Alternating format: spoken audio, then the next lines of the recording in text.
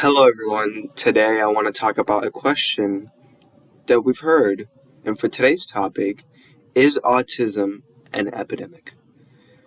Honestly, while there are many different ways to interpret this exact question, in my opinion, no. Autism is not an epidemic. Let's first look at the definition. An epidemic is a widespread occurrence of a disease. Autism is not a disease. And because of that, it cannot be called an epidemic, just based on the definition right there. People with autism are not sick, they're just different. That doesn't mean that the number of people being diagnosed with autism isn't going up, though. In fact, it definitely is. To give you some numbers, in the year 2000, about 1 in every 150 kids were diagnosed with autism.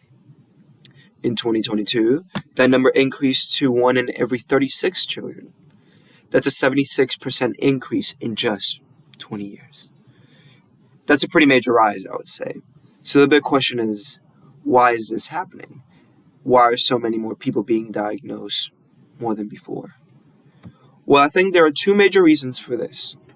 The first reason is that more people are having children at a later age. The second reason is that the way we diagnose autism has changed a lot over the years. I want to go over both of these ideas in more detail.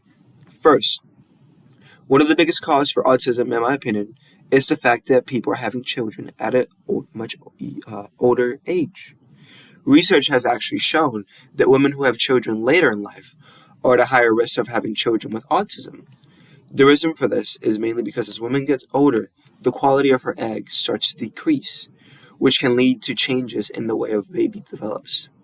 It's not guaranteed that a child would have autism, of course, but the chances definitely go up with age. And nowadays, more people are waiting to start families until their 30s or 40s. This might be because they're focusing on the career as or personal goals first. So naturally, this leads to a higher chance of autism just based on biology. The second reason for the increase in autism is the diagnosis. The way that we understand and diagnose autism has completely changed.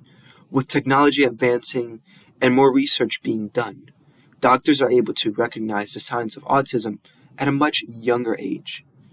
Not only at a younger age, but significantly more accurate than ever before. Back in the day, a child might have had autism, but no one realized it. People just thought they were weird or shy or slow or just different. But now, because of better tools and understanding, professionals are able to catch the sign early, sometimes even as early as 18 months. Also, the definition of autism has changed over the years. It's been used more strict, but now it covers a wide spectrum of behaviors and traits. That's where you might hear the term autism spectrum disorder. Autism spectrum disorder. Some people on the spectrum may have more challenges with communication or learning, while others may have high functioning and extremely intelligent. Since the definition got broader, more people fit into the criteria for a diagnosis. That's why it seems like more people have autism.